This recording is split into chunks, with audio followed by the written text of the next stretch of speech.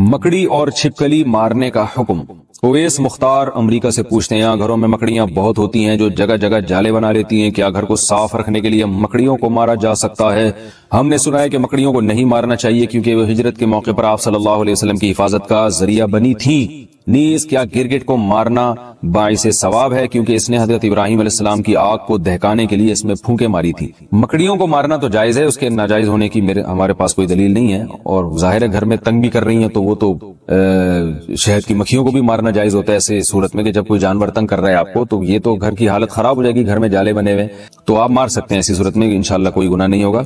रहा ये मसला कि गिरगिट को मारना, तो सही मुस्लिम की हदीस है कि आप सल्लल्लाहु अलैहि वसल्लम ने फरमाया कि छिपकली के बारे में कि जब आग जलाई जा रही थी इब्राहिम अलैहिस्सलाम की, तो छिपकली उसमें फूंक मार रही थी और उस आग को भड़काने की कोशिश कर रही थी। इस हदीस का मतलब क्या है? उलमा ने लिखा है कि ये सिर्फ ये बताने के लिए है कि छिपकली और इस जिन्स के जितने जानवर है, जिसमें गिरगिट भी आता है, ये जो जिन्स के जानवर है ना, इनमें इंसान दुश्मनी के सॉफ्टवेयर इंस्टॉल हुए हुए हैं। ये इंसान दुश्मन जानवर हैं, यहाँ इनको जब मौका मिलता है इंसान को नुकसान पहुंचाते हैं। तो इसलिए आप सल्लल्लाहु अलैहि वसल्लम ने छिपकली को मारने की तरगीब दी और गिरगिट का भी वही हुक्म है जो छिपकली का है। और आप सल्लल्लाहु अलैहि वसल्लम ने फरमाया कि जिसने एक बार में मारा उसको 100 नेकियां मिलेंगी और जितने वार कम होते जाएंगे नेकी कम होती चली जाएगी। वजह उसकी यह है कि जानवर को जितनी कम तकलीफ देके मौत देंगे वो उतना ज्यादा सवाब है। अब छिपकली कहीं दीवार पर है, आपने एक चप्पल मारी और वहीं उसका स्टिकर बन गया, तो छिपकली को इससे तकलीफ नहीं होती, सेकंडों में उसकी जान निकल जाती है। लेकिन अगर आपने उससे खेलना शुरू कर दिया, पहले उसकी दुम काटी, उसका आधा घंटा आपने दुम का तमाशा देखा, जैसे बच्चे करते हैं छिपकली और गिरगिट के साथ, फिर उसको रस्सी में घुमा घुमा के मार रहे होते हैं, तो इससे आपकी नेकियां कम होती चली जाएंगी, बल्कि जानवर पे जुल्म का गुनाह भी हो सकता है। तो इसलिए जानवर को मारना चाहिए, इन जानवरों को जो इंसान के लिए नुकसानदेह, मगर मारने का वो तरीका इख्तियार किया जाए जिसमें जानवर को तकलीफ कम से कम हो। दुनिया के पालतू जानवर क्या जन्नत में हमारे साथ होंगे? जो जानवर हम दुनिया में पालते हैं अगर वो फौत हो जाएं तो क्या जन्नत में वो मिल सकते हैं? मोहम्मद काशिफ लाहौर जानवरों के लिए फौत का लफ्ज इस्तेमाल कर रहे हैं। शुक्र है ये नहीं कहा कि अगर उनका इंतकाल हो जाए। भाई जानवर तो मर जाता है बेचारा, तो बस वो मर के खत्म हो गया, उसका कोई हिसाब व किताब नहीं है आखिरत में, ना वो जन्नत में। कोई ऐसी हमें रिवायत मिलती है कि वो जन्नत में आपके साथ होंगे, तो ऐसी कोई रिवायत नहीं है। अलबत्ता सही है मुस्लिम की एक हदीस है कि जानवरों से इतना हिसाब होगा कि किसी जानवर ने बेसींग वाले यानी सींग वाले बकरे ने जानवर ने बगैर सींग वाले को मारा होगा तो अल्लाह ताला उन दोनों को जिंदा करके इंतकाम लेंगे। एक रिवायत है। तो ये उलमा बयान करते हैं ये भी सिर्फ दुनिया को दिखाने के लिए कि यानी इंसाफ में मुबालगा। जाहिर है सींग वाले जानवर ने जब बगैर सींग वाले जानवर को मारा है तो उसको तो जानवर तो मुकल्लफ नहीं है शरीया काम का, लेकिन अल्लाह ताला महज अपनी एक कुदरत दिखाने के लिए कि इतना मैं इंसाफ ले रहा हूँ, इंसाफ से काम ले रहा हूँ कि इसने अपने सींग का भी अगर नाजायज फायदा उठाया था तो इसको भी बदला मिलेगा। तो इसको मजाजन हिसाब और किताब से ताबीर किया गया है। हकीकत में ये हिसाब नहीं है, असल में इंसानों को दिखाने के लिए। तो असल हिसाब तो इंसानों का होगा, लेकिन जानवरों को फिर अगर इतना हिसाब होगा भी तो मिट्टी कर दिया जाएगा उनको दोबारा, हमेशा के लिए। ना उनके लिए जन्नत है ना जहन्नम है, ना कोई जजा है ना सजा है। जो उसूल यही है। तो ये सारे इंसानों के लिए है, लिहाजा जानवर मर गया तो खत्म, क्योंकि जानवर तो अल्लाह ने इंसान के लिए पैदा किया है, इंसान की खिदमत के लिए। तो आपने पाल लिया तो बस ठीक है, आपको उससे फायदा हो गया, थोड़ा सा मानूस हो गए, टाइम गुजर गया आपका। वैसे मैं जनरल नॉलेज के लिए एक बात आपसे कहता हूं। अच्छा पहले मैं अपनी बात कंप्लीट कर लूं। अगर आपको जन्नत में जाने के बाद दिल चाहा कि अल्लाह जो मैंने बिल्ली पाली हुई थी, जो मैंने बकरा पाला हुआ था, बड़ा महबूब है, मुझे चाहिए, तो जन्नत में कुरान कहता है आपकी हर ख्वाहिश पूरी होगी।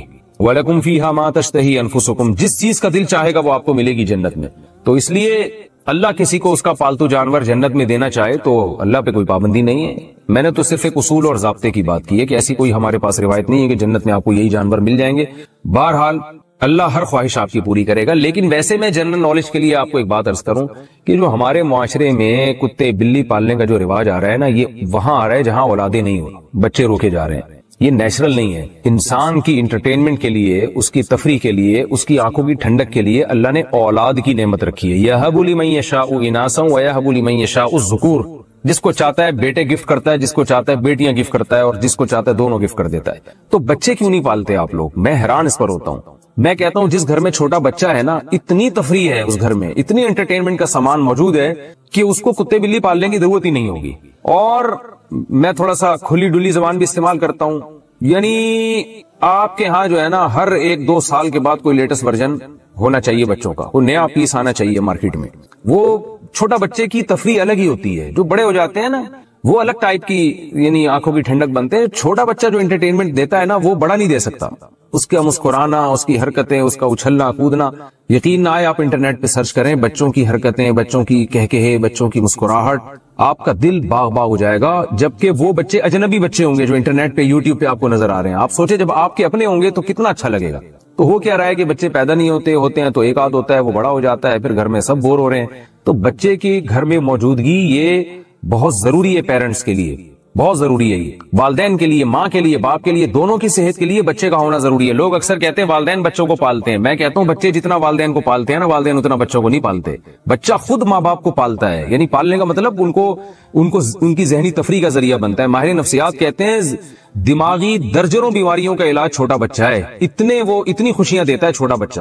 اور ہمارے ہاں آپ دیکھو کہ ایک غیر مسلموں سے آئی ایک چیز جو نیچر سے ہٹ کر زندگی گزار رہے ہیں، وہ ہمیں بھی نیچر سے ہٹا رہے ہیں. تو گھروں میں رونقیں ختم ہو گئی، ہزار گز کے بنگلے ہیں، اور دیواروں کو دیکھ دیکھ کے جناب وہ میاں بیوی جو ہے نا دیوانے دیکھ دیکھ کے خوش ہو رہے ہوتے ہیں. میں کہتا ہوں وہ چھوٹا گھر جو بچوں سے بھرا ہوا ہو اس میں زیادہ خوشیاں ہیں ان ہزار گز کے بنگلوں سے جس میں 2-3 افراد رہتے ہوں.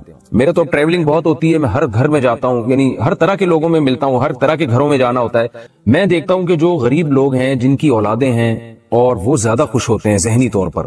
اللہ یہ کہ خدا نخواستہ اولادوں میں کوئی قاتلانہ لڑائیاں ہو رہی ہوں وہ تو ایک الگ بات ہے، کہ نارمل جو حالات ہیں اس کے حساب سے بات کر رہا ہوں، وہ زیادہ خوش ہوتے ہیں. اور میں ایسے گھروں میں بھی گیا ہوں ہزار گز کے لگژری، اور وہاں جا کے دیواریں کاٹنا شروع کرتی ہیں، کھاتی ہیں دیواریں کہ کیا ہے یہ، کس کے لیے بنایا آپ نے؟ آپ کے تو اولاد ہی نہیں ہے. ایک آدھ بچہ ہے، اس کو اولاد تو نہیں کہتے، تو کیا ہو گیا؟ عقل کو ماتم کرنے کا دل کرتا ہے. جو خوشیوں کی زندگی تھی وہ گورے نے آپ سے چھین لی ہے، وہ مصنوعی خوشیاں آپ کو دے رہا ہے. دیکھو نیچر کا کوئی متبادل نہیں ہوتا.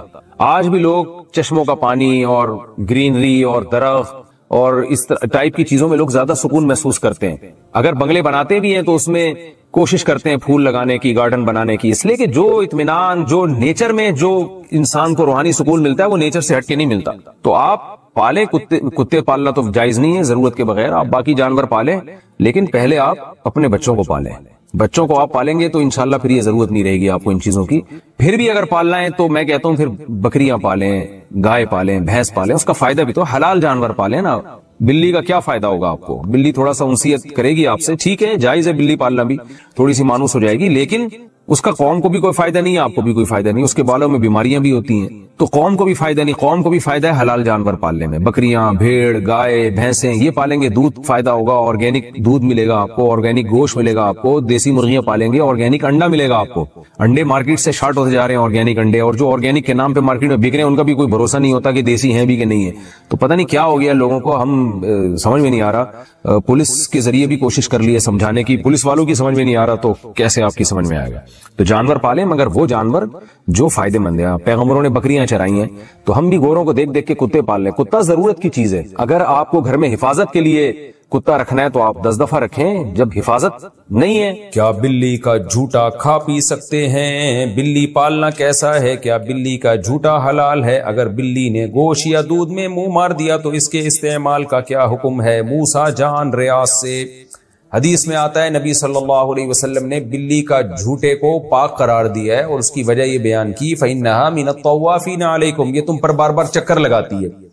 یعنی گھریلو جانور ہے، اس سے بچنا بہت ممکن ہے. تو اس لیے فقہاء نے لکھا ہے کہ بلی کا جھوٹا پاک ہے، لیکن مکروہ بہرحال ہے. مکروہ اس لیے کہ درندوں کے جھوٹے ناپاک ہوتے ہیں، حرام جانوروں کا جھوٹا ناپاک ہوتا ہے. تو بلی بھی بہرحال ایک درندہ ہے. تو نبی نے جو گنجائش دی اس کی وجہ بتا دی کہ اس سے بچنا ممکن نہیں ہے، بہت مشکل ہے اس سے بچنا. بار بار گھروں میں آتی ہے، منہ لگا دیتی ہے کھانے پینے کی چیزوں کو. تو اس سے پتہ چلتا ہے کہ ضرورت کی وجہ سے اس کی اجازت دی گئی ہے. تو ضرورت کی وجہ سے جس چیز کی اجازت دی جائے تو اس میں یہی ہوتا ہے کہ احتیاط بہتر ہے. تو اگر بلی نے گوشت میں منہ مار دیا، پانی میں منہ مار دیا تو استعمال کر سکتے ہیں، لیکن اگر کوئی احتیاط پر عمل کرے تو بھی ٹھیک ہے، تو زیادہ اچھا ہے. تو اب ایسا نہ ہو جائے کہ بلیوں کو اتنا لفٹ کرائیں جیسے انگریزوں نے کتوں کو لفٹ کرایا ہوا ہے، کہ وہ اس کا جھوٹا باقاعدہ پراپر کھاتے ہیں، پیتے ہیں، اس کے زبان لگاتے ہیں، اس کی زبان، کتا ان کے منہ میں زبان لگا رہا ہوتا ہے، اوٹ پٹانگ حرکتیں کر رہے ہوتے ہیں. اللہ تعالیٰ ان کو ہدایت دے. تو کتے کا جھوٹا تو بالکل ہی ناپاک ہے. میرا مقصد بتانے کا یہ ہے کہ بلی کو پالیں آپ، لیکن اتنا لفٹ نہ کرائیں جتنا انگریزوں نے کتوں کو لفٹ کرایا ہوا ہے، کیونکہ ہے بہرحال درندہ. تھوڑا سا ریزرو رہیں اس سے، کھانے پینے کی چیزوں میں اس کو اپنے ساتھ شریک نہ کریں، فیملی ممبر نہ بنائیں آپ بلی کو.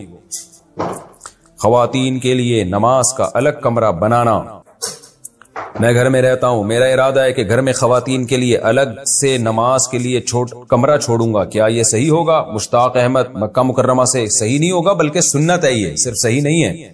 نبی صلی اللہ علیہ وسلم نے حکم دیا ہے کہ اپنے گھروں میں بھی ایک مسجد بنایا کرو. مسجد کا مطلب ایک نماز کا, عبادت کا کمرہ الگ کر دو. کچھ دن پہلے میرا کسی جاننے والے کے یہاں جانا ہوا, بڑا گھر تھا ان کا, انہوں نے ماشاءاللہ ایک بڑا خوبصورت VIP کمرہ صرف نماز اور تلاوت کے لیے بنایا. اتنا پیارا کمرہ تھا, اس میں عود کی دھونی تھی, خوشبو تھی, اور بڑا ڈیکوریٹ کیا تھا اور بڑا اچھا لگ رہا تھا. ایسی جگہ پہ جا کے دل کر رہا تھا کہ یہاں ہم نماز پڑھیں. تو اگر اللہ نے وسعت دی ہے, بڑا گھر ہے, تو ایک کمرہ خاص نماز تلاوت کے لیے بنانا چاہیے. اور جو فقہا نے اعتکاف کی اجازت دی ہے نا, وہ ایسے ہی کمرے میں دیے. لیکن آج گھروں میں ٹی وی لانچ ہوگا اور بیڈ روم ہوگا, ہر ضرورت کا کمرہ ہوگا, مہمانوں کا الگ کمرہ ہوگا, نماز روزے کا کوئی کمرہ نہیں ہوتا. تو یہ بہت غلط چیز ہے. ہاں, جس کا گھر چھوٹا ہو, کمرے ہی دو, وہ بیچارہ کیا کرے گا پھر. تو اس لیے اللہ نے اگر گنجائش دی ہے تو گھر میں نماز کے لیے, خاص طور پہ خواتین کے نماز کے لیے الگ کمرہ بنائیں. ہابی کے لیے کیٹ پالنا. میں نے سنا تھا کہ بلی پالنا سنت ہے, کیا شوق کے لیے بلی پال سکتے ہیں؟ بلی پالنا جائز عمل ہے, کیونکہ پاک جانور ہے, ناپاک نہیں ہے, اس کا تھوک بھی پاک ہے. لیکن ترغیبی عمل نہیں ہے, یہ ترغیب حلال جانوروں کی ہے, کیونکہ اس سے لوگوں کو فائدہ ہوتا ہے, خوراک سستی ہو جاتی ہے.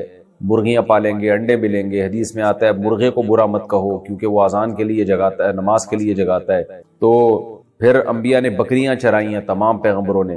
تو اس لیے حلال جانوروں کے پالنے کو تو اپریشیٹ کیا جائے گا. حرام جانور بس آپ کا شوق ہے تو ٹھیک ہے, لیکن کوئی فضیلت نہیں ہے اس کی. کیا بلی کا جھوٹا کھا پی سکتے ہیں؟ بلی پالنا کیسا ہے؟ کیا بلی کا جھوٹا حلال ہے؟ اگر بلی نے گوشت یا دودھ میں منہ مار دیا تو اس کے استعمال کا کیا حکم ہے؟ موسیٰ جان ریاض سے. حدیث میں آتا ہے نبی صلی اللہ علیہ وسلم نے بلی کا جھوٹے کو پاک قرار دیا ہے, اور اس کی وجہ یہ بیان کی فَإِنَّهَا مِنَ الطَّوَّافِينَ عَلَيْكُمْ, یہ تم پر بار بار چکر لگاتی ہے. یعنی گھریلو جانور ہے, اس سے بچنا بہت ممکن ہے. تو اس لیے فقہا نے لکھا ہے کہ بلی کا جھوٹا پاک ہے, لیکن مکروہ بہرحال ہے. مکروہ اس لیے کہ درندوں کے جھوٹے ناپاک ہوتے ہیں, حرام جانوروں کا جھوٹا ناپاک ہوتا ہے. تو بلی بھی بہرحال ایک درندہ ہے. تو نبی نے جو گنجائش دی اس کی وجہ بتا دی کہ اس سے بچنا ممکن نہیں ہے, بہت مشکل ہے اس سے بچنا. بار بار گھروں میں آتی ہے, منہ لگا دیتی ہے کھانے پینے کی چیزوں کو. تو اس سے پتہ چلتا ہے کہ ضرورت کی وجہ سے اس کی اجازت دی گئی ہے. تو ضرورت کی وجہ سے جس چیز کی اجازت دی جائے تو اس میں یہی ہوتا ہے کہ احتیاط بہتر ہے. تو اگر بلی نے گوشت میں منہ مار دیا, پانی میں منہ مار دیا, تو استعمال کر سکتے ہیں. لیکن اگر کوئی احتیاط پر عمل کرے تو بھی ٹھیک ہے, تو زیادہ اچھا ہے. تو اب ایسا نہ ہو جائے کہ بلیوں کو اتنا لفٹ کرائیں جیسے انگریزوں نے کتوں کو لفٹ کرایا ہوا ہے, کہ وہ اس کا جھوٹا باقاعدہ پراپر کھاتے ہیں, پیتے ہیں, اس کے زبان لگاتے ہیں, اس کی زبان, کتا ان کے منہ میں زبان لگا رہا ہوتا ہے, اوٹ پٹانگ حرکتیں کر رہے ہوتے ہیں. اللہ تعالیٰ ان کو ہدایت دے. تو کتے کا جھوٹا تو بالکل ہی ناپاک ہے. میرا مقصد بتانے کا یہ ہے کہ بلی کو پالیں آپ, لیکن اتنا لفٹ نہ کرائیں جتنا انگریزوں نے کتوں کو لفٹ کرایا ہوا ہے, کیونکہ ہے بہرحال درندہ. تھوڑا سا ریزرو رہیں اس سے, کھانے پینے کی چیزوں میں اس کو اپنے ساتھ شریک نہ کریں, فیملی ممبر نہ بنائیں آپ بلی کو. کیا بلی کا کاروبار حلال ہے؟ کیا بلیوں کا کاروبار کرنا جائز ہوگا؟ اگر ہم بلیاں پالیں اور بعد میں اسے بیچیں تو کیا یہ جائز ہے؟ عظما صاحبہ ممبئی سے. دیکھیے جائز تو ہے مگر مکروہ ناپسندیدہ ہے. نبی صلی اللہ علیہ وسلم نے بلی کے جو اجرت ہے, یعنی بلی کو آپ فروخت کر کے جو اس کا ثمن حاصل ہوتا ہے, اس کو آپ صلی اللہ علیہ وسلم نے اس کو ناجائز قرار دیا ہے. تو جمہور علماء وہاں جو کہتے ہیں کہ آپ صلی اللہ علیہ وسلم نے اس کو پسند نہیں کیا, اس سے مراد کراہت تنزیہی ہے, یعنی حرام. بعض علماء تو حرام ہونے کے قائل ہیں, لیکن جمہور علماء کہتے ہیں کہ وہاں مراد جو نبی نے منع کیا ہے, یعنی بلی کے جو قیمت ہے اس کو کھانے سے, تو یہ ممانعت حرام کے درجے میں نہیں ہے بلکہ کراہت تنزیہیہ کے درجے میں. دوسرے دلائل کی روشنی میں اس کی وجہ ہے کہ بلی کا جھوٹا حلال ہے, جھوٹا پاک ہے بلی کا, تو وہ ناپاک جانور نہیں ہے, تو اس لیے اس کے ناجائز ہونے کی اور کوئی وجہ نہیں ہے. البتہ اس حدیث کی روشنی میں بعض علماء کہتے ہیں کہ حرام ہے, لیکن جمہور علماء کہتے ہیں کہ مکروہ تنزیہی ہے. مکروہ تنزیہی کا مطلب ہوتا ہے اوائڈ کرنا, بچنا بہتر ہے. تو مشورہ میرا یہ ہے کہ اگر آپ نے کوئی بلی بیچ دی ہے تو اس کی قیمت اگر آ گئی ہے تو ٹھیک ہے, لیکن آئندہ بہتر یہ کہ اس کو کاروبار آپ نہ بنائیں. حرام میں نہیں کہہ رہا, قول میں وہی کر رہا ہوں جو جمہور کا قول ہے کہ حرام نہیں ہے, مکروہ تنزیہی ہے, لیکن بہتر یہی ہے کہ آپ اس سے اجتناب کریں. حلال جانوروں کا کاروبار کیا کریں, اس میں برکت ہوتی ہے, اس میں لوگوں کو فائدہ ہوتا ہے. بلیاں اگر معاشرے میں پھیلیں گی تو اس سے پبلک کو کیا فائدہ ہے؟ اگر گائے بھینس بکریاں مرغیاں ان کا کام کریں گے، مرغیوں سے انڈے ملیں گے، بکریوں سے دودھ ملے گا، گوشت ملے گا، بکروں کے ریٹ مارکیٹ میں کم ہو جائیں گے جب بکروں کی پیداوار بڑھے گی، تو اس سے انسانیت کو فائدہ ہے اور انٹرٹینمنٹ بھی ہے. بکری بھی پل جاتی ہے، دمبے بھی پل جاتے ہیں. میرے دمبے آپ آ کے دیکھیں، 2 دمبے ایسے ٹائٹ خاندانی طریقے سے پلے ہوئے، کھا کے ماشاءاللہ مسٹنڈے بھی ہو رہے ہیں اور پل بھی گئے ہیں. بچے کھیلتے ہیں ان سے، وہ جب عصر کے بعد لے کے نکلتے ہیں چھلانگے مارتے ہیں وہ. تو اگر آپ کو تفریح کرنی ہے تو وہ دمبوں سے بھی ہو سکتی ہے، گائے سے بھی ہو سکتی ہے. گائے کا بچہ کتنا خوبصورت ہوتا ہے ایسا، اور بھینس کا بچہ ایک نمبر کا سست ہوتا ہے. میں اکثر لطیفہ سناتا ہوں نا، بھینس کا بچہ ایسے کھیلتا ہے، بس اس کا کھیل یہی ہے، کان بیٹھ کے ہلاتا رہے گا، اس میں بھی مزہ آتا ہے. اور گائے کا بچہ ذرا اچھل کودتا ہے، بکری کا بچہ اور اچھل کود مچاتا ہے، ایسا خوش ہوتا ہے جب آپ اس کو اس کے پنجرے سے باہر نکالیں نا، ایسی چھلانگے مارتا ہے. تو حلال جانور پالیں. یہ کتے بلی جو ہے نا، یہ مناسب نہیں ہے پالنا.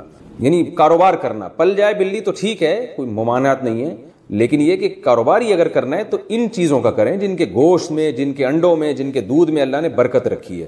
آپ صلی اللہ علیہ وسلم نے فرمایا مرغے کو برا مت کہو، لا تسبوا الدیک فإنه یؤذن للصلاۃ، وہ اذان کے لیے جگاتا ہے، وہ نماز کے لیے جگاتا ہے تمہیں. تو یہ برکت والے جانور ہیں، حلال جانور. یہ بھائی دولہا ہے عثمان کلیم ولد کلیم اللہ دولہا تشریف. وعلیکم السلام. ماشاءاللہ. دلہن کا نام سمیہ بٹ بنت محمد جاوید بٹ. 50,000 روپے مہر. دلہن کے وکیل کون ہے بھائی؟ جناب 50,000 مہر میں آپ نے اجازت دی کہ میں سمیہ بٹ بنت محمد جاوید بٹ کا نکاح عثمان کلیم بل کلیم اللہ سے کروں، اجازت ہے؟ تشریف رکھیں. الحمدللہ نحمده ونستعینه ونستغفره ونؤمن به ونتوکل علیہ ونعوذ باللہ من شرور انفسنا ومن سیئات اعمالنا من يهده الله فلا مضل له ومن يضلله فلا هادي له ونشهد ان لا اله الا الله وحده لا شريك له ونشهد ان سيدنا وحبيبنا وشفيعنا وسندنا محمدا عبده ورسوله صلى الله تعالى عليه وعلى آله وأصحابه وبارك وسلم تسليما كثيرا كثيرا. أما بعد فأعوذ بالله من الشيطان الرجيم. بسم الله الرحمن الرحيم. يا أيها الناس اتقوا ربكم الذي خلقكم من نفس واحدة وخلق منها زوجها وبث منهما رجالا كثيرا ونساء واتقوا الله الذي تساءلون به والأرحام إن الله كان عليكم رقيبا. وقال تعالى يا أيها الذين آمنوا اتقوا الله وقولوا قولا سديدا يصلح لكم أعمالكم ويغفر لكم ذنوبكم ومن يطع الله ورسوله فقد فاز فوزا عظيما. وقال النبي صلى الله عليه وسلم النكاح من سنتي وقال فمن رغب عن سنتي فليس مني. وقال النبي صلى الله عليه وسلم تزوجوا الودود الولود فإني مباهي بكم الأمم. وقال النبي صلى الله عليه وسلم تزوجوا ولا تكونوا كرهبان النصارى. جناب عثمان کلیم والکلیم اللہ، میں نے 50,000 روپے مہر میں آپ کا نکاح سمیہ بٹ بنت محمد جاوید بٹ سے کیا. آپ نے اس نکاح کو قبول کیا؟ زور سے تھوڑا سا.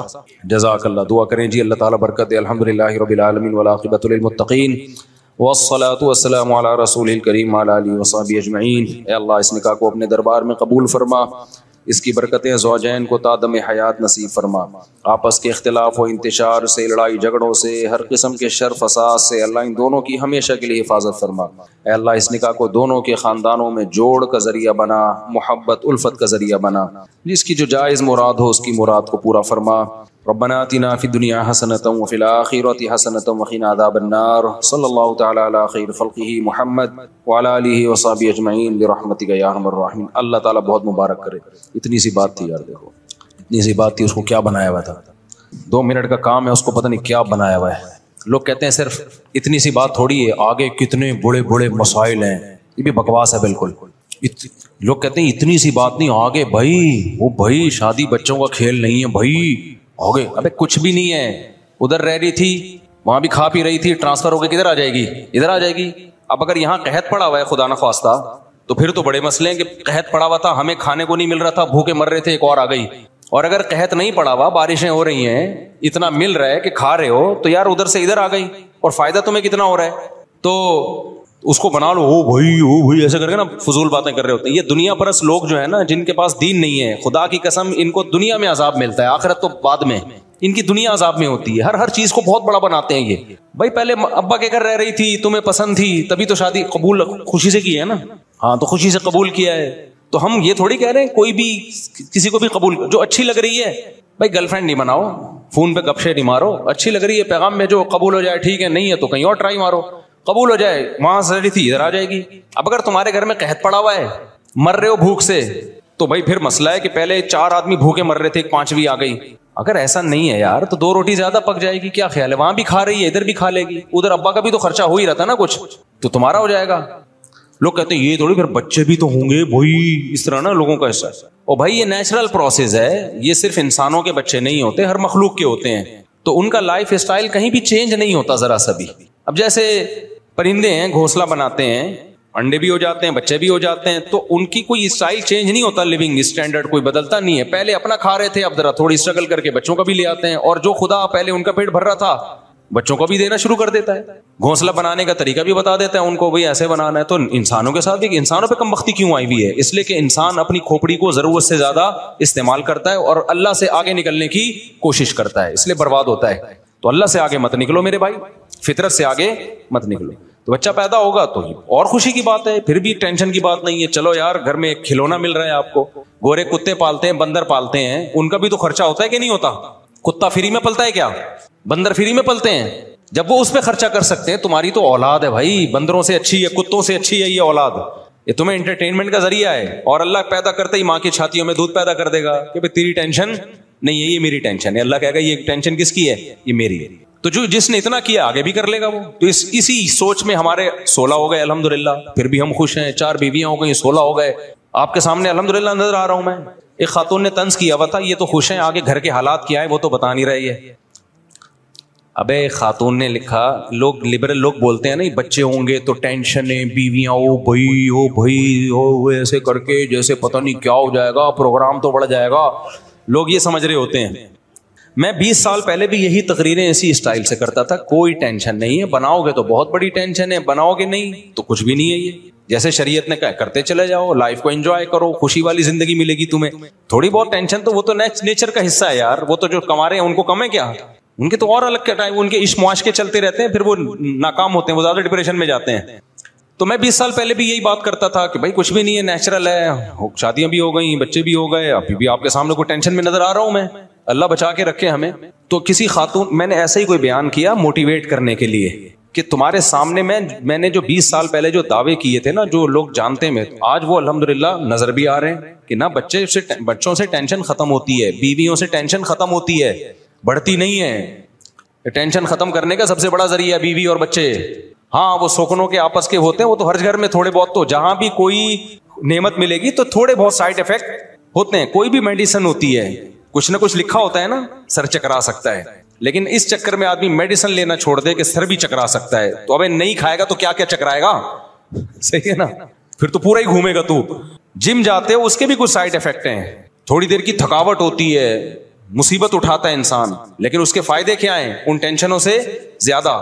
جاگنگ کرتے اس کی بھی ٹینشن ہوتی ہے, بھاگنا پڑتا ہے, سانس پھولتا ہے, ہو سکتا ہے کسی دن گر جاؤ چکرا کے, لیکن فائدے ریزلٹ کیا ہے, وہ بہت سی ٹینشنوں سے آپ کو جاگنگ روک لیتی ہے. تو ایسے ہی شادی کی کچھ ٹینشنیں ہیں, لیکن وہ ٹینشنیں آپ کو نیچرل لائف دے دیتی ہیں اور بڑی ٹینشنوں سے روک لیتی ہیں. ورنہ نیچرل لائف نہیں ملتی آپ کو, وہی گوروں والا حساب ہوتا ہے. کتے وتے پال کے, بندر پال کے, نیٹ پہ دیکھو کسی نے بندر پالے ہوئے, کسی نے کتے پالے ہوئے, تو کتے پال کے بھی ان پہ خرچ کر رہے ہو. تو میں نے یہ دعویٰ کیا تھا 20 سال پہلے کہ بھائی صاحب یہ نیچرل لائف ہی میں سکون ہے, اطمینان ہے, اللہ پہ توکل کرو. تو لوگ مانتے نہیں تھے, آج میں آپ کے سامنے ہوں. تو اب میں جب کہتا ہوں الحمدللہ میں تو خوش ہوں, تو نیچے لبرل انٹیاں نا, بہت انٹے بھی اور انٹیاں بھی, بہت بڑی تکلیف ہوتی ہے. وہ نیچے کمنٹس کرتے ہیں, میں پڑھتا رہتا ہوں اکثر کمنٹس. انہوں نے لکھا ہے کہ یہ تو خوش ہیں, آگے گھر میں کیا حال رکھا ہوا ہے انہوں نے, یہ تو کوئی گھر والوں سے جا کے پوچھے. دیکھو جس کے گھر میں ٹینشنیں ہوتی ہیں وہ خود بھی خوش بولو نہیں ہوتا. گھر کی ٹینشن تو آدمی کو عذاب میں ڈال دیتی ہے. یہ کیسے ہو سکتا ہے کہ گھر میں خوشی نہ ہو, ٹینشنیں, اور میں یہاں آ کے مسکرا رہا ہوں آپ کے سامنے. تو اللہ کا فضل ہے, میرے گھر میں بھی اللہ نے اچھا ماحول رکھا ہوا ہے, یہاں بھی رکھا ہوا ہے اچھا ماحول, آپ کے سامنے بیٹھا ہوا ہوں. ہاں یہ میں کبھی دعویٰ نہیں کرتا کہ ہر وقت گھر میں یا یہاں پہ اچھا ماحول ہوتا ہے, ہمیں کوئی پریشانی نہیں آتی. تو نارملی ہر گھر میں کچھ نہ کچھ ہوتا ہے, اونچ نیچ ہوتی ہے, ہمارے گھر میں بھی ہوتی ہے, کبھی آواز بھی اونچی ہو جاتی ہے, کبھی کوئی لڑائی بھی ہو جاتی ہے. تو میں کبھی وہ دعویٰ نہیں کرتا کہ فرشتوں کی دنیا والے دعوے کروں کہ میرے گھر میں ایسا ماحول ہے کہ میں جب جاتا ہوں تو ایسا سوئٹزرلینڈ والا ماحول ہمارے گھر میں ہے. بھائی اونچ نیچ تھوڑی بہت ہر گھر میں, ہمارے گھر میں بھی ہوتی ہے, پڈے مڈے بھی ہو جاتے ہیں کبھی کبھار. جہاں گوشت کھاؤ گے, خوراک کھاؤ گے, روٹی کھاؤ گے تو طاقت تو آئے گی نا. وہاں اختلاف بھی ہوگا, ہو سکتا ہے کبھی آواز اونچی ہو کے گھر سے باہر چلی جائے, کبھی کوئی جھگڑا ہو جائے, کبھی پھٹا ہو, یہ نارمل ہے, نیچرل ہے یہ تو. لیکن اللہ نے عافیت کا معاملہ کیا ہوا ہے. جو خوشیاں ایک آدمی کو ملتی ہیں جس کے بیوی بچے ہوں, جس کا خاندان ہو, جس کو ہندی میں پریوار کہتے ہیں. میں وہاں جاتا ہوں نا جدہ ودہ, ادھر انڈین بہت ملتے ہیں, تو ان کی سے ہندی بھی سیکھنے کو مل رہی ہے. آپ کا پریوار ہو, آپ کا ایک نیچرل لائف ہو, آپ اللہ پہ توکل کرو, ان کو کھلاؤ جتنا اللہ نے دیا ہے. نہیں ہے تو بولو صبر کر, ہم بھی پاپے کھائیں گے آج, تم بھی کیا کھاؤ گے, پاپے کھاؤ گے, بس ایسے ہی رہو. تو بچے بھی انسان کے بچے بنیں گے, تو اس سے آدمی کو خوشی ملتی ہے, صحت اچھی ہوتی ہے, برائیوں سے بچتا ہے. وہ برائیوں میں وقتی خوشیاں ہیں, حقیقت زانی تو خوش رہ ہی نہیں سکتا, یہ بتا دوں میں آپ کو. جو زنا کرنے والا ہے نا, کیونکہ دیکھو اللہ نے تمہارے اندر طاقت رکھی ہے, نکاح میں نہیں آؤ گے تو کہیں اور جاؤ گے. یہ پراٹھے کہیں نہ کہیں تو پھٹیں گے جا کے, کیا خیال ہے بھائی, یہ کہیں نہ کہیں تو نکلیں گے جا کے, گند میں نکلیں گے جا کے. تو گند میں وقتی سکون ہے, حقیقت میں سکون نہیں ہے. سب سے پہلی بات, زنا کرنے والے کی گھریلو زندگی برباد ہو جاتی ہے. بار بار کہتا ہوں, اس کو بیوی سے محبت ہی نہیں رہتی. روزانہ اس نے نئے نئے چہرے دیکھ دیکھ کے نا اس کو اپنا پرانا مال اچھا نہیں لگتا. پاک دامنی سے جو زندگی گزارتا ہے اس کو اپنی بیوی ہی اچھی لگتی ہے, کیونکہ ادھر ادھر گند میں منہ نہیں مار رہا ہوتا. تو یہ کتنی اچھی بات ہے یار, جو آپ کے لیے ہے وہ آپ کو اچھی لگے, اور کیا چاہیے یار تمہیں, صحیح ہے نا. آپ کو اپنے ابا اچھے لگ رہے ہیں, پڑوسی کے ابا اچھے نہیں لگ رہے, کوئی مسئلہ نہیں ہے. لیکن لگ پڑوسی کے ابا رہے, اپنے والے اچھے نہیں لگ رہے, ڈپریشن میں جاؤ گے. آپ کو اپنی اماں اچھی نہیں لگ رہی, دوسرے کی اماں اچھی لگ رہی ہے, ٹینشن میں جاؤ گے, ماحول خراب ہوگا. اور اپنی اچھی لگ رہی ہے, دوسرے کی اچھی, دوسرے کی نہ لگے کوئی مسئلہ نہیں ہے. اپنی اولاد اچھی نہیں لگ رہی, دوسرے کے بچے اچھے لگ رہے ہیں, ٹینشن میں جاؤ گے کہ نہیں جاؤ گے. اور اپنی اگر اچھی لگ رہی ہے تو یہ بھائی اپنی ہے اور اچھی بھی لگ رہی ہے تو اور بڑی نعمت ہے. تو اسی طرح دوسروں کی بیویاں اچھی لگ رہی ہیں, اپنی لگ نہیں رہی, ڈپریشن. دوسروں کی تو دیکھ ہی نہیں رہے, اچھی لگنے نہ لگنے کا آپشن ہی ختم کر دیا, اپنی ہی کو دیکھ رہے ہو, وہی اچھی لگے گی, چونکہ دوسرا کوئی آپشن آپ کے پاس ہے نہیں. تو ٹینشن بڑھے گی یا ختم ہوگی, ختم ہوگی اس سے. تو اس لیے اللہ میاں نے جو بولا ہے نا, جلدی شادی کرو, زیادہ بیویاں کرو, زیادہ بچے پیدا کرو, اللہ کی بات مان لو. اللہ تیری عقل ہم سے زیادہ ہے, ہم بے وقوف ہیں, ہم فیملی پلاننگ والوں کی باتوں میں بولو نہیں آئی. اللہ میاں جو کہہ رہے ہیں. اور پھر آگے بڑھاپا بھی ہے, اس میں یہ اولاد سہارا بنے گی تمہارے لیے. میں تمہارے سامنے لوگوں کے دکھڑے سناؤں نا جن کے 2 بچے ہیں, پیسہ بہت ہے. ابھی ایک واقعہ سامنے آیا, کیونکہ پرانا واقعہ سامنے تو پہلے آیا لیکن پرانا ہے, اب سنانے میں وہ لوگ ہائی لائٹ نہیں ہوں گے جن کی بات ہو رہی ہے, ان کی غیبت نہیں ہوگی. ڈیفینس میں واقعہ ہوا, 1000 گز کا بنگلہ تھا صاحب کا, 2-3 بچے ان کے, ایک بیٹی 1-2 بیٹے ہوں گے. بہت پڑھایا, بہت لکھایا, ٹھیک ٹھاک پیسہ خرچ کیا. دین اور مذہب کو سکھانا نہیں ہے. بچے ابا سے سیکھ لیتے ہیں کہ پیسہ ہی سب کچھ ہوتا ہے, کیونکہ اب بچوں کو پتا ہے ابا نے نسل روکی ہے پیسہ بچانے کے لیے, اپنا خرچہ بچانے کے لیے. توکل, اعتماد ابا نے نہ منہ سے کبھی نکلا اور نہ کبھی ابا نے سکھایا. تو اٹ مینس پیسہ ہی سب کچھ ہے. بچہ جیسی ہوش سنبھالتا ہے نا, وہ ابا سے کیا پیغام سیکھتا ہے کہ ابا مزید بہن بھائی نہیں آنے دے رہے, کیونکہ وہ چاہ رہے ہیں کہ اسٹینڈرڈ, لیونگ اسٹینڈرڈ بڑا ہائی فائی اسٹینڈرڈ ہونا چاہیے. توکل شوکل کچھ بھی نہیں ہوتا. بچوں کو مولویوں کے پاس بیٹھنے سے روکا, تبلیغ میں جانے سے روکا. بھائی اصل چیز بیٹا کچھ بن جاؤ, انسان بن جاؤ. تبلیغی جماعت میں 40 دن لگا کے رہو گے, کیا بنو گے؟ نمازی بنو گے. اس سے کیا ہوتا ہے؟ انگریز جو چاند پہ پہنچا ہے نمازی بن کے پہنچا ہے یا تعلیم حاصل کر کے پہنچا ہے؟ بولو نا. انگریز چاند پہ پہنچا تو کیا تبلیغ میں چلا لگایا تھا اس نے جو چاند پہ پہنچا ہے؟ بیٹا وہ سائنٹسٹ بنا ہے, تو تم بھی سائنٹسٹ بنو, تم بھی انجینئر بنو. تم کہاں پہنچو گے؟ ہو سکتا ہے مریخ پہ پہنچو. تو وہ بچے ماشاءاللہ بہت کچھ پہنچتے, مریخ پہ تو نہیں لیکن امریکہ پہنچ گئے. وہ ایک پڑھ لکھ کے امریکہ چلا گیا, ایک جاپان چلا گیا, بیٹی چلی گئی پتہ نہیں کہیں یورپ میں چلی گئی. اب وہ صاحب کیا ہوا, جب ریٹائرمنٹ کی عمر آئی ہے, 60 سال کی عمر آئی ہے, اب وہ گھر میں بند ہو کے بیٹھ گئے. اب وہ بےچارے کہیں لائف کو انجوائے نہیں کر سکتے. اب تنہائی اور دیوار, جو 1000 گز کا بنگلہ ہے نا, اس کی دیواروں نے ان کو کھانا. یہ سچا واقعہ سنا رہا ہوں میں, سچے ہی سناتا ہوں, سچے کا لفظ بتا رہا ہوں تاکہ آپ کے ذہن میں اور تاکید کے ساتھ بیٹھ جائے. ایسا نہ ہو آپ بولیں اچھا اس سے پہلے جتنے سنا ہے وہ سارے جھوٹے تھے. تو اب دیواروں نے, بنگلے کی دیواروں نے کھانا بولو شروع کر دیا. میاں بیوی اکیلے, بڈھا بڈھی بیٹھے ہوئے ہیں. کوئی پھر ہم جیسوں کو دیکھتے ہیں, ہم جیسے فنڈامنٹلسٹ بنیاد پرست غریبوں کو دیکھ رہے ہوتے ہیں, یہ مولوی اتنے بچوں کو لے کے گھوم رہے ہیں, کوئی بیٹا ہے کوئی پوتا ہے, یا مولوی ٹائپ کے لوگ, اس کی بہو ہیں, اس کے داماد ہیں, اس کے نواسے ہیں, اس کے پوتے ہیں, گھر بھرا ہوا ہے. تو وہ دیکھتے ہیں کہ یار یہ تو کیا ہو گیا, کچھ بھی نہیں ہے. تو اس نے کیا کیا, جب دیواریں نا 1000 گز کے بنگلوں میں گیا ہوں, یہ بیڈ روم, یہ بیڈ روم, یہ بیڈ روم, یہ بیڈ روم, دیواریں کھا رہی ہوتی ہیں. مجھے وحشت ہونا شروع ہو جاتی ہے, ابے اتنے بڑے بڑے گھر بندہ ہی نہیں ہے, اس سے تو ہمارا چھوٹا گھر اچھا ہے.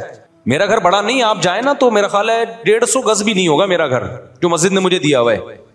لیکن میں جاتا ہوں, بچے فوراً ابو کرتے ہیں, باہر سے واپس آؤ ایک دم چپک جاتے ہیں, کیا لے کر آئے ہمارے لیے؟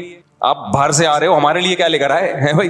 بقرعید پہ اونٹ خریدنا ہے, وہ دوسرا آ کے کہہ رہا ہوتا ہے ہم نے جو ہے وہ بکرا خریدنا ہے. ہمیں تو شوق اتنا نہیں ہے, بچوں کی خاطر ہمیں بکرا منڈی جانا پڑتا ہے. تو ان کی خوشی سے انسان خوش ہوتا ہے, ان کے رونے سے انسان پریشان ہوتا ہے. تو میں کہتا ہوں یار ہمارا گھر اس سے 150-200 گز, 200 بھی نہیں ہے میرا خیال ہے, 100 گز بھی بمشکل 100 گز ہے میرا گھر. ایک فیملی والا بتا رہا ہوں میں, آپ کہوں گے چاروں کو 100 گز میں کیسے ٹھوسا ہوا ہے, یہ وضاحتی بیان دینا پڑتا ہے. ایک فیملی, اس میں میرا خیال ہے 4 بچے ہیں, 5 بچے مجھے یاد نہیں, 16 میں پلس مائنس کرنا پڑتا ہے. تو میں تو اپنا بتا رہا ہوں, میں جب جاتا ہوں حج سے میں واپس آیا تھا, بچوں نے ویلکم لکھا ہوا, پورا کمرہ سجایا ہوا, کتنا اچھا لگا یار. جب میں آ رہا ہوں بچیوں نے کیا کیا, پھول بنائے ہوئے, اور ایسا مجھے میری آنسو نکل آئے خوشی سے. یار آپ 100 لوگ آپ کا استقبال کر رہے ہو نا ایئرپورٹ پہ, مزہ نہیں آتا انسان کو. وہ اپنے بچے آپ کو عزت دے رہے ہو, گھر آؤ ابو آ گئے اور ایسے پھول وول بنائے ہوئے, اتنا مزہ آیا. تو یہ جو ہمارا لبرل طبقہ ہے نا, جو کھلائیں گے کہاں سے, کمائیں گے کہاں سے, ایک ہی 2 ہی ہوں, ڈھنگ کے ہوں. یہ مولویوں کی طرح, برساتی مینڈکوں کی طرح اتنے سارے, یہ ایکچولی یہ ہمیں پسند, یہ دقیانوس اور پرانے لوگوں کا کام.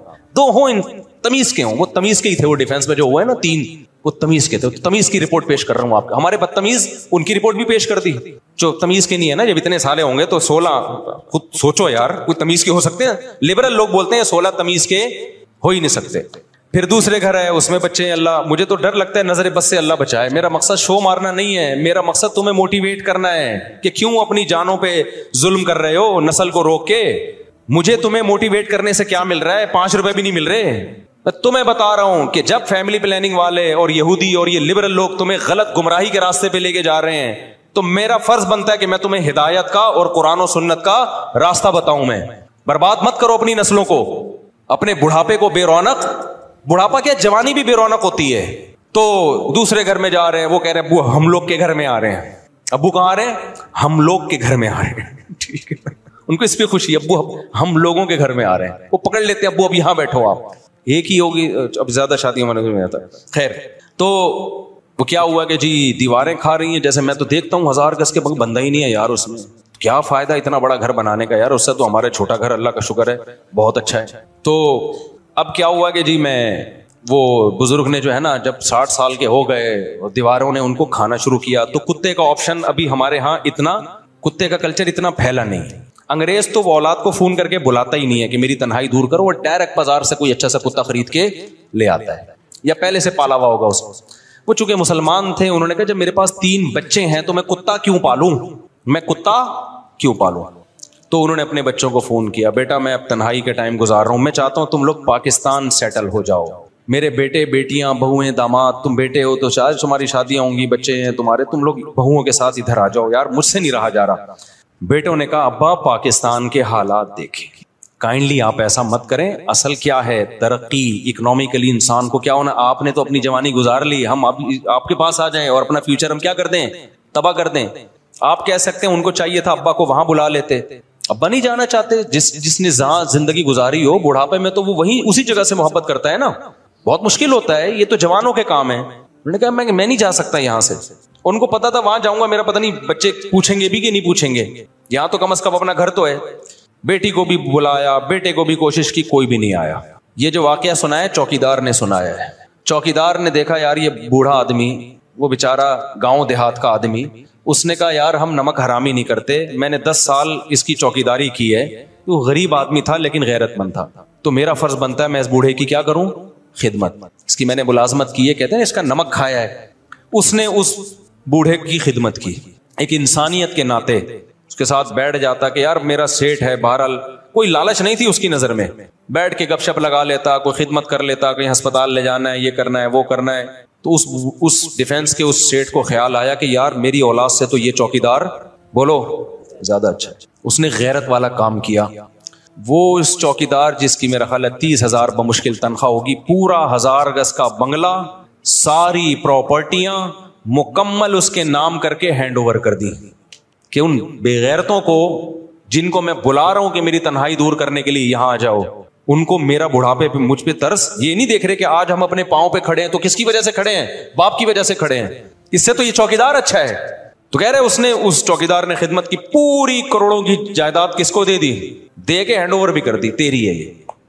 ابا کی بلاخر ڈیتھ ہو گئی, آ گئے تینوں ماشاءاللہ, بہت نیک تھے, چاند پہ قدم رکھنے کی پلاننگ تھی ان کی. تو چاند پہ پھر غربت میں تو نہیں جاتا نا آدمی, فوراً آ گئے اور آتے ہی کہا کہ بھئی یہ بنگلہ تھا ابا کا, فلاں چوکیدار نے کہا آپ کا کچھ بھی نہیں ہے, کیس ویس ہوا, سارے ڈاکومنٹ اس کے نام تھے. آج وہ چوکیدار لائف کو کیا کر رہا ہے؟ انجوائے. ایسا ہی کرنا چاہیے ان کمبختوں کے ساتھ. مجھے بڑی خوشی ہوئی. سمجھتے ہو کہ نہیں سمجھتے؟ لیکن میں آپ کو کہہ رہا ہوں کہ پہلے عبرت حاصل کر لو. کیا خیال ہے؟ میں نہیں کہہ رہا اپنے بچوں کو پڑھائیں نہیں بھائی, نسل مت روکو, اللہ پہ توکل کرو, کھلائے گا. ہمارے بچے بھی تو پڑھ رہے ہیں نا, سارے بچے پڑھ رہے ہیں الحمدللہ, حفظ بھی کر لیا اور اسکول بھی جا رہے ہیں. جب اسکول کے پیسے نہیں تھے تو نہیں بھیج رہا تھا, میں نے کہا گھر میں ٹیوشن پڑھیں گے. جب پیسے اسکول کا کچھ انتظام ہو گیا میں نے کہا چلو اب چلے جائیں گے. اور میٹرک کے بعد ارادہ ہے کسی کو جامعۃ الرشید میں داخل, جو وسائل ہوں گے تو کر لیں گے, نہیں ہوں گے تو کوئی بات نہیں بھائی. نہیں آ رہی میرا خیال ہے بات سمجھ میں, تو ہم کیوں, اللہ کا جو حکم ہے ہم اس کو فالو کریں گے. تو ٹینشن لینے کا ہے ہی نہیں ہے. جب نہیں اللہ میاں کہہ رہے ٹینشن لینے کا نہیں ہے تو پھر کس لینے کا کیوں ہے پھر ٹینشن؟ ٹینشن جو اللہ کی طرف سے آئے وہ لیا کرو بھائی. اب اللہ کی طرف سے, اللہ ہم سب کو آزمائشوں سے بچائے. بعض جیسے مولانا طارق صاحب کا بیٹا بیچارہ جوانی میں چلا گیا, اب یہ ٹینشن کس کی طرف سے ہے؟ اللہ کی طرف سے. اس میں وہ بیچارے غمزدہ ہو گئے, پھر بھی زبان سے وہ ناشکری کی بات نہیں کر رہے. یہ اس طرح کی ٹینشنیں ہر ایک کو آتی ہیں, لیکن یہ تھوڑی جو دیندار ہوتے ہیں وہ جلدی اس ٹینشن سے نکل آتے ہیں. اللہ پہ سوچ کے, توکل کر کے, صبر کر کے. بے دین آدمی اس میں مر جاتا ہے. تو ایک تو حادثات کی یا اس طرح کی وہ تو سب کے ساتھ ہو سکتی ہیں, اللہ ہم سب کو بچا کے رکھے. لیکن زیادہ تر ٹینشنیں ہم نے اپنے اوپر خود مسلط کی ہوئی ہے. تو اللہ پہ توکل کرو, اللہ پہ اعتماد کرو, شادیاں بھی دبا کے کرو, بچے بھی اسپیڈ سے پیدا کرو. ہاں پھر ان کی تربیت کی فکر بھی کرو, خالی ایکسیلیٹر پہ پاؤں مت رکھو. تربیت کا مطلب یہ ہے کہ ان کے برے ماحول میں نہ بیٹھنے دو. یہ جو چور ڈاکو نکلتے ہیں نا بچے, یہ وہ نہیں ہوتے جو 2-10 بچے تھے تو سنبھل نہیں رہے تھے. یہ وہ بچے ہوتے ہیں کہ 2 ہوتے ہیں تو بھی سنبھالنے کی فکر ہی نہیں ہوتی. تو چرسیوں میں بیٹھ رہے ہیں, ڈاکوؤں میں گھوم رہے ہیں, تو پھر تو ایک بچہ بھی ہوگا وہ بھی بگڑے گا. تو زیادہ ہوں گے تو آپس میں کھیلنے دو, ان کو ادھر ادھر تعلق نہ رکھنے دو, اس نظر رکھو. تو اللہ سے امید ہے انشاءاللہ اچھے نکلیں گے. پھر بھی نہ نکلیں تو بھائی نوح علیہ السلام اپنے بیٹے کو نہیں ٹھیک کر سکے تو ہم اور آپ کہاں سے کر سکتے ہیں؟ کچھ چیزیں اللہ کی طرف سے ہوتی ہیں, وہ ہمارے اختیار میں نہیں ہوتی. تو اس لیے اللہ پہ جو توکل کرے گا خوش رہے گا, جو توکل نہیں کرے گا تو وہ برباد ہو جائے گا اور تنہائی کاٹے گی اس کو. مفتی صاحب وہ کوئی لوگ کون لوگ قیامت کا زلزلہ میں قیامت کی لمبا سا جواب ہے پھر بتاؤں گا. مفتی صاحب اس سوال کا جواب برائے مہربانی پورا دیں تاکہ آخرت کی تیاری کر سکوں. اللہ قیامت میں اہل ایمان سے کیا سوالات کریں گے؟ بھائی ہر سوال ہوگا. نمازوں کا سوال, کسی نے قتل کیا اس کے بارے میں سوال, چوری کے بارے میں, یہ تو آپ نے پوری زندگی پوچھ لی. جن چیزوں کو اللہ نے حرام قرار دیا ہے ان کا سوال, اور جن چیزوں کو لازمی قرار دیا ہے ان کا سوال ہوگا. اگر سود پر قرضہ لیا جائے اور اس میں کچھ رقم یہ کیا لکھا ہوا ہے صدقہ کر دی جائے. نہیں بھائی, سود پہ جو قرضہ لیا ہے نا آپ نے وہ رقم حرام نہیں ہوتی. حرام وہ رقم ہوتی ہے جو آپ سود بینک کو دیں گے. تو اگر سود پہ قرضہ لیا تو پوری حلال رقم ہے. گناہ ہوگا کہ سود پہ قرضہ لیا کیوں, یہ عمل گناہ ہوگا.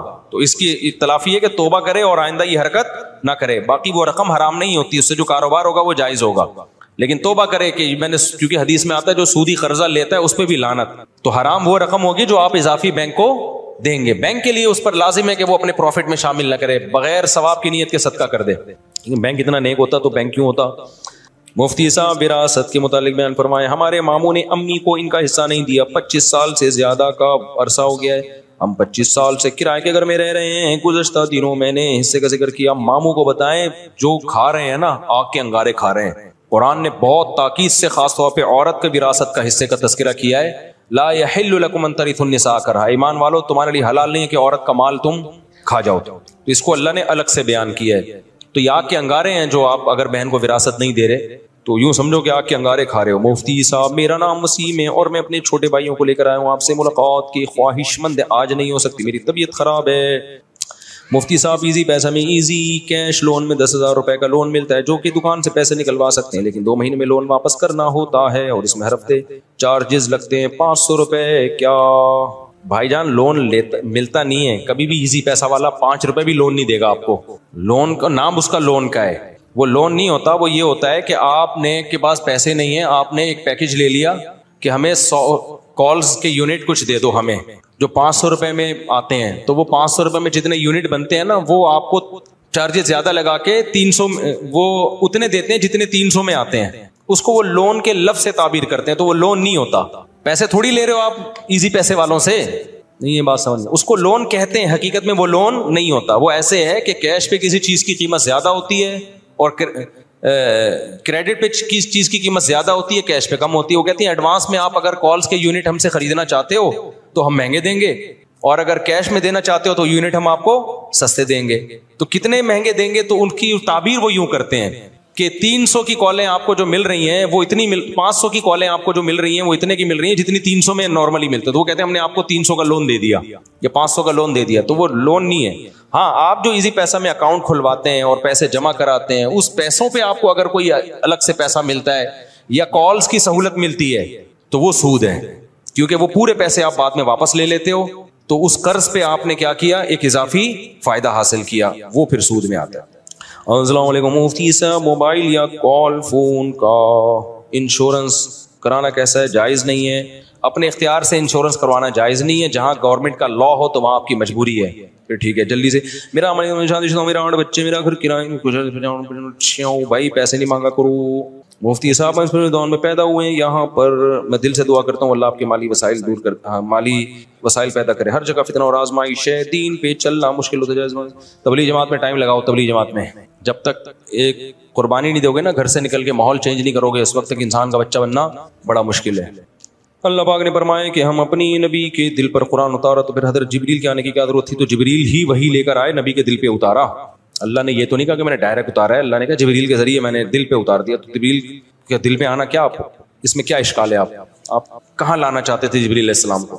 ایک اشکال ہے، اگر ہمارے نبی صلی اللہ علیہ وسلم کی ایک سے زیادہ یعنی 4 بیٹیاں تھیں تو پھر فضائل اور تاریخ میں صرف فاطمہ ان کی اولاد کا ذکر کیوں ہے؟ یہ بالکل غلط ہے. ساری تاریخی کتابوں میں نبی کی 4 بیٹیوں کا تذکرہ ہے. خود شیعہ لوگوں کی اپنی کتابوں میں نبی کی 4 بیٹیوں کا تذکرہ ہے.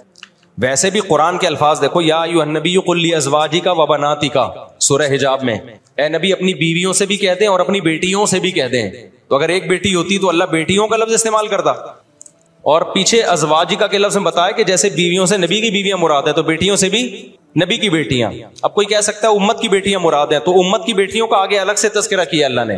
قل لازواجک و بناتک و نساء المؤمنین، اور مسلمان عورتوں سے بھی کہتے ہیں. اتنی واضح آیت کے بعد بھی کوئی کہے کہ نبی کی ایک بیٹی ہے تو یہ تو قرآن کی آیت کا منکر ہو گیا سیدھا سیدھا. پورا سوال پڑھیں. مفتی صاحب علماء کہتے ہیں کہ پینٹ شرٹ پہننا جائز ہے، لیکن بہتر نہیں. سوال یہ کہ ہم 24 گھنٹے جو چیزیں استعمال کرتے ہیں، سواری کرتے ہیں، موبائل کرتے ہیں، بھائی جو چیزیں ہم استعمال کرتے ہیں ان کا کلچر سے تعلق نہیں ہے، ضرورت سے تعلق ہے. لباس کا تعلق ہوتا ہے کلچر سے، کلچر سے تعلق ہے. تو کلچر میں غیروں کے کلچر کو اپنے کلچر پہ ترجیح دینا بعض صورتوں میں ناجائز ہے، بعض صورتوں میں خلاف. ہم پینٹ شرٹ کو حرام نہیں کہتے، ہم کہتے ہیں افضل یہ کہ اپنے لباس کو پہنو. اس کا کلچر، موبائل کا کلچر سے تعلق تھوڑی ہے، اس کا تو ضرور سے تعلق ہے. آپ سے سوال پوچھنے کا خواہش مند. میرا ایک دوست ہے جس کا انتقال ہو چکا ہے، وہ ایک ہفتے سے میرے خواب میں نظر آتا ہے. اس کی تعبیر میں جاننا چاہوں. بھائی آنے دو، کچھ نہیں ہوتا میرے بھائی، میں خوابوں کی تعبیریں نہیں بتاتا. ایک ہفتے سے انتقال ہو گیا، آنے دو خواب میں. دعا کرو اس کے لیے، اللہ تعالیٰ مغفرت کرے، اس کے درجات بلند کرے. نريد نحن ان نلتقي معك جالستين امامك. کہاں بیٹھے یہ دونوں بندے؟ السلام علیکم. السلام علیکم. یہ کہنا ہے ہم آپ کے سامنے بیٹھے ہیں، دونوں ملنا چاہتے ہیں. جناب مفتی صاحب، میں نے ٹک ٹاک پر آپ کی ویڈیو دیکھی جس میں آپ نے مزار پر جانے کو حرام قرار دیا تھا اور آپ مندر گئے تھے. میں نے مزار پہ جانے کو جو حرام قرار دیا ہے، صرف قبر کو دیکھنے کو حرام نہیں قرار دیا، وہ تو نبی سے ثابت ہے. نبی اپنی والدہ کی قبر پہ گئے ہیں، اللہ نے آپ کو اجازت دی، اور ہم سید الانبیاء کی قبر پہ جاتے ہیں. اگر قبروں پہ جانا ہی حرام ہو جائے تو وہ یہ تو اس کے تو قرآن و سنت میں کوئی دلیل نہیں ہے. تو صحابہ تابعین سے ثابت ہے. میں نے مزار پہ اس طرح جانا جس طرح بدعتی لوگ جاتے ہیں، وہاں جا کے قوالیاں کرتے ہیں، سجدے کرتے ہیں، طواف کرتے ہیں، بدعتیں کرتے ہیں. اس طرح سے مزاروں کی زیارت حرام ہے. مطلق زیارت کو حرام نہیں قرار دیا. میرے خلاف آج کل بہت سے لوگ کلپ بنا رہے ہیں کہ دیکھو فلاں کی قبر پہ کھڑا ہو کے دعا مانگ رہا ہے، ایک طرف کہتے ہیں مزار پہ جانا حرام ہے. تو ہم نے کب کہا کہ یہ والا جانا حرام ہے؟ دوسرا، مندر میں عبادت کے لیے جانا حرام ہے، وزٹ کے لیے کہ ہو کیا رہا ہے، وہ تو کہیں بھی آدمی جا سکتا ہے. نہیں ہے بات سمجھ میں؟ کسی ضرورت سے تو جا سکتا ہے نا. سینما گھر میں کیا ہوا، آپ کا بچہ تلاش کرنے گیا سینما گھر میں، ضرورت ہے نا. اب کوئی کہہ رہا ہے مفتی صاحب نے فتویٰ دیا سینما گھر میں جانا حرام ہے. او بھائی فلم دیکھنے کے لیے جانا حرام ہے، کوئی ضرورت ہو تو جانا کیا ہے. آپ کا بچہ گم گیا وہاں پہ، دیکھنے کوئی فلم تو نہیں دیکھ رہا، وہاں تو فرض ہے جانا. تو ایسے ہی مندر پہ جانا کسی اچھے میسج کے لیے، اچھے مقصد کے لیے. وہ اچھا مقصد یہ تھا انڈیا والوں کو پیغام دینا تھا کہ دیکھو تمہارے مندر یہاں پہ محفوظ ہیں، مندر میں پنڈت جی سے انٹرویو لیا ہم نے کہ بھائی آپ کو کوئی عبادت سے روکتا ہے؟ انہوں نے کہا نہیں روکتا. کتنا اچھا میسج گیا. بہت سے ہندوؤں کے کمنٹس آئے کہ ہمیں تو پتہ ہی نہیں تھا کہ پاکستان میں مندر بھی ہیں. تو اس میسج دینے کے لیے تاکہ وہاں مسلمانوں پہ ظلم نہ ہو, وہاں بھی مسجدوں کی حفاظت ہو, اس میسج کو دینے کے لیے جانا تو فرض ہے, میں سمجھتا ہوں. ہاں وہاں جا کے میں نے کسی بت کے سامنے جھکاؤں, عبادت کی ہو, تو پھر آپ بتاؤ. تو ایسے ہی قبر پہ میت کے لیے دعا کرنا یہ جائز کیا ہے؟ تو سنت عمل ہے. قبرستان کی زیارت کرنا بھی سنت عمل ہے, نبی نے حکم دیا تاکہ آخرت کی یاد تازہ ہو. ہاں وہاں جا کے مردے سے دعا مانگنا یا وہاں بیٹھے رہنا مجاور بن کے, ہم تو گئے دعا مانگ کے نکل لیے پتلی گئی, وہاں بیٹھ تھوڑی گئے تھے ہم. اور اگر میری کہیں تصویر آ رہی ہے کسی قبر پہ بیٹھے ہوئے کی تو وہ غلط عمل ہے, میں اسے رجوع کرتا ہوں. ایسی کوئی تصویر کسی نے وائرل کی ہے میرے بارے میں, پتہ نہیں فیک ہے یا کیا ہے, لیکن اب ہم اس فیک اور حقیقت میں جاتے ہی نہیں. ہم کہتے ہیں بھائی ناجائز ہے, میں نے بھی کیا تو کیا ہے, ناجائز ہے, غلط ہے, میں توبہ استغفار کرتا ہوں. تو کیونکہ اب فیک ثابت کرنے کے لیے پھر لمبی چوڑی تقریر ہے, تو آسان راستہ ہے بھائی صحیح ہے ناجائز ہے, ختم. میں نے کب کہا کہ میں فرشتہ ہوں؟ بھائی ناجائز عمل ہے اور میں رجوع کر رہا ہوں اور بتا رہا ہوں کہ میں توبہ استغفار کر رہا ہوں, یہ ناجائز عمل ہے. سمجھتے ہو کہ نہیں سمجھتے؟ تو قبر پہ جانا میت کے لیے. باقی میں دارالعلوم کورنگی میں گیا تو وہاں میں نے قبر پہ ہاتھ اٹھا کے دعا مانگی, تو کسی نے میرے خلاف کلپ بنایا کہ قبر پہ ہاتھ اٹھا کے دعا مانگنا شرک ہے. مفتی صاحب بھائی ہاتھ اٹھا کے دعا مانگنا شرک نہیں ہے. دعا کس سے مانگ رہے ہیں؟ اللہ سے. ہاں شرک کا ذریعہ بن سکتی ہے یہ چیز کہ کوئی لوگ یہ نہ سمجھے کہ قبر والے سے دعا مانگ رہا ہے, تو جہاں یہ خطرہ ہوگا وہاں جائز نہیں ہے. تو وہاں تو کوئی خطرہ نہیں تھا. دارالعلوم کورنگی کے سارے علماء توحید پرست ہیں, کوئی بھی قبر سے ہاتھ اٹھا, کوئی بھی صاحب قبر سے مانگنے کو جائز نہیں سمجھتا, تو وہاں کوئی خطرہ نہیں تھا. اس لیے میں نے اللہ سے دعا مانگی ہے, میت سے دعا نہیں مانگی. ہمارا یہ عقیدہ ہے کہ میت کچھ بھی نہیں کر سکتی مرنے کے بعد, کوئی کسی کے پاس کوئی اختیارات نہیں ہے. لیکن پھر بھی جہاں خطرہ ہو تو وہاں ہاتھ نہیں اٹھانے چاہیے قبر پہ جا کے, وہاں پھر بغیر ہاتھ اٹھائے دعا مانگے. تو میرے بھائی جلدی سے, کیا بغیر بلائے شادی میں جانا جائز ہے؟ حرام ہے بھائی. شادی میں جا کے پھوڑ پھاڑ کے آ رہے ہوتے ہیں بغیر بلائے. لڑکے والے پکڑتے ہیں تو کہتے ہیں ہم لڑکی والوں کی طرف سے ہیں, لڑکی والے پکڑتے ہیں ہم کہتے ہیں لڑکے والوں کی طرف سے آئے. یہ بہت ہو رہا ہے. یہ 25-30 سال پہلے ہوا کرتا تھا, تو اب تو آپ کو پتا ہے دیانتداری کا ریشو بہت بڑھ گیا. ہمارے کچھ دوست تھے 3 پیس سوٹ ٹائی میں نا, تاکہ لگے کہ باقی شادی میں آئے ہیں. یہ سخی حسن پہ نہیں بہت سارے ہال بنے ہوئے, باقاعدہ بس میں 1 گھنٹے کا سفر کر کے آتے تھے اور گھس جاتے تھے. باقاعدہ بھوڑ بھاڑ کے آتے تھے, وہ روزانہ ان کا یہ کام تھا. لڑکی والے پوچھتے تو کہتے ہیں ہم لڑکے والوں کی طرف سے, لڑکے والے پوچھتے تو کہتے ہیں ہم لڑکی والوں کی. اب کون وہاں انکوائری کرتا ہے بیٹھ کے؟ اب لڑکے والے کہہ رہے ہیں ہماری طرف سے تو نہیں ہو, ہمیں تو نہیں پتا, تو کہتے ہیں اب میں ان کے چاچے کے ماموں کی خالہ کے پھپھو کا آیا ہوں, تو کچھ بھی بنا لو. اور پھر وہ موقع ایسا ہوتا ہے وہاں تھوڑی مار دھاڑ ہوتی ہے. اب ایسا نہ وہ لوگ یہ شروع کرتے کہ یار یہ تو آپشن ہمیں پتہ ہی نہیں تھا. تو یہ حرام ہے بھائی, ناجائز ہے. مفتی صاحب مکہ میں ہم نماز کے بعد جنازہ ہوتا ہے تو مرد تو پڑھتے ہیں, ساتھ میں عورتیں بھی پڑھتی ہیں, کیا درست ہے؟ پڑھنا چاہیے عورتوں کو بھی بھائی. مفتی صاحب میں کئی مہینوں سے آپ کا بیان سننے آ رہا ہوں, مسجد کے سامنے مشغول گندا پانی جمع ہے, مستقل گندا پانی بے خیال ہے. مسجد کی نماز کی انتظامیہ کہاں سوئی ہوئی ہے؟ کم از کم مسجد کے سامنے کو تو صاف رکھنا چاہیے. انتظامیہ کی ذمہ داری آج تو حد ہو گئی. مسجد کے سامنے سروس روڈ پر بھی گندا پانی بہ رہا ہے, مسجد سے نکل رہا ہے. بھائی گٹر ابل رہے ہیں مسجد والے, گٹر صاف, میں اپنے خرچے پہ گٹروں کو میں نے صاف کروایا ہے, تو اب کب تک کرائیں؟ پھر بھی ابلنا شروع ہو جاتے ہیں, تو اب کیا کرے آدمی؟ یہ تو گورنمنٹ کا کام ہے نا. بہرحال میں نے مسجد والوں کو انتظامیہ کو بتا دوں گا تاکہ اگر کوئی غفلت ان کی طرف سے ہو رہی ہے تو توجہ لیں. اور بھائی مفتی صاحب محمد بلال پتہ نہیں کیا لکھا ہے بھائی, جن کو نیو کراچی گودرا کالونی میں 4 دن پہلے ٹارگٹ کلنگ کا نشانہ بنایا گیا, ان کو 2 گولیاں لگی ہیں. کل سے الحمدللہ وہ ہوش میں آ گئے ہیں, لیکن ڈاکٹرز نے کہا ہے ان کو بہت زیادہ دعاؤں کی ضرورت ہے. دل سے دعا ہے بھائی, اللہ تعالیٰ شفا عطا فرمائے. مسجد میں جا کر دعا, کیا لکھا ہے؟ سجدے میں جا کر دعا مانگنا جائز عمل ہے, لیکن عربی میں مانگے. جو حدیث قرآن و سنت میں دعائیں جائز کیا سنت ہے. مفتی صاحب کیا حساب کتاب مسلمانوں سے ہی ہوگا, غیر مسلموں سے بھی ہوگا؟ غیر مسلم تو کافر ہے, کیا ہوگا؟ سب سے ہوگا. غیر مسلموں سے بھی اللہ اپنی نعمتیں بتا کے پوچھے گا کہ تم توحید پر ایمان کیوں نہیں لے کر آئے, پھر عقیدہ توحید کو اختیار کر کے تم نے نمازوں کو قائم کیوں نہیں کیے. سارے سوال غیر مسلم سے بھی ہوں گے. فرمائیے جی. بس ختم ہو گئی پرچیاں, اب آپ سوال کچھ ہو گئے نا ساری.